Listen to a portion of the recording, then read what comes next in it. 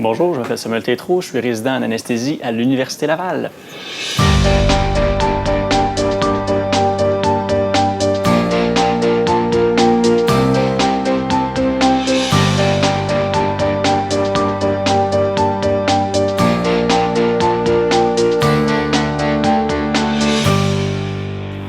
Le travail de l'anesthésiste, que tout le monde connaît, c'est d'endormir le patient. Au-delà de ça, il y a les soins intensifs, il y a la réanimation aussi dans lesquels on est spécialiste, puis la physiologie, pharmacologie. Fait que fonctionnement du corps humain, fonctionnement des médicaments, comment ça ensemble, ça interagit sur les maladies que le patient a pour faire en sorte que le corps fonctionne ou ne fonctionne pas. Fait que pour ce qui est de l'endormissement du patient, bien, quand on va le rencontrer avant la chirurgie, on va prendre connaissance de son dossier médical, voir quelle maladie il a, quel médicament il prend pour influencer notre anesthésie par la suite. Pour rencontrer le patient, poser plus de questions pour comprendre les choses qui n'étaient pas déjà claires dans le dossier, expliquer comment va se passer l'anesthésie. En général, ça représente poser un soluté par lequel on va donner les médicaments, expliquer que les gens vont respirer dans un masque avant de s'endormir. Ensuite de ça, ils vont s'endormir puis n'auront plus conscience du reste jusqu'au réveil. Par la suite, on va en salle d'opération, on prépare la médication qu'on a besoin, les machines d'anesthésie, la salle d'opération en tant que telle. Le patient vient nous rejoindre, on installe tout le monitoring dont on a besoin pour suivre les signes vitaux pendant l'anesthésie générale. Quand on est prêt, on le dit au patient, on injecte les médicaments dans le soluté qu'on a installé avant. Le patient perd conscience. Une fois que c'est fait, on surveille pendant toute la chirurgie. S'il y a des complications qui ont arrivé, des problèmes avec les maladies que le patient avait déjà ou des problèmes qui surviennent pendant la chirurgie, on les prend en charge. La sécurité du patient est sous la responsabilité de l'anesthésiste pendant tout le temps de la chirurgie, à partir du moment où il met les pieds au bloc opératoire jusqu'à ce qu'il sorte du bloc opératoire.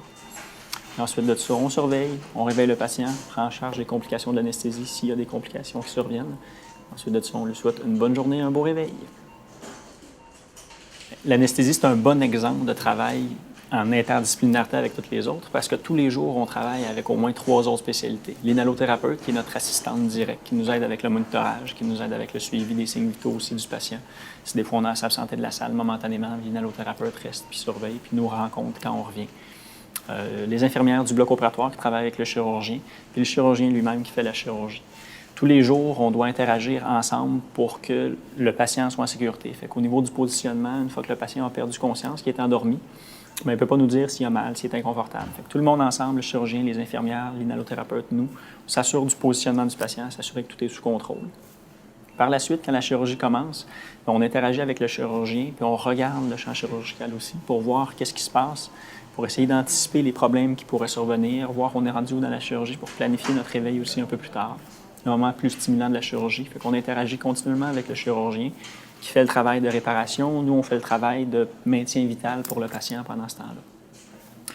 Avec l'inhalothérapeute, c'est notre assistante directe. On ne pourrait pas faire l'anesthésie sans inhalothérapeute. Il y a 2 choses qui sont vraiment particulières à l'anesthésie.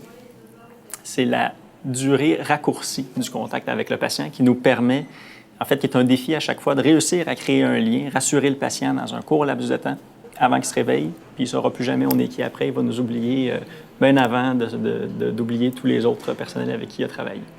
Deuxième aspect important, c'est qu'on est la référence dans l'hôpital en cas de problème majeur. S'il y a quoi que ce soit qui se passe de maladie, il y a un paquet de médecins capables de s'en occuper qui vont le faire. Mais si jamais le patient va tellement mal qu'il a besoin de soins de réanimation avancés ou qu'il a besoin de soins particuliers pour rester en vie, la référence dans l'hôpital, c'est invariablement l'anesthésiste ou l'intensiviste, le médecin de soins intensifs, qui est souvent un anesthésiste aussi. Donc, ultimement, les gens ne connaissent pas beaucoup notre profession, sauf quand ça va mal, il y a une personne qui va le voir rentrer, c'est l'anesthésiste.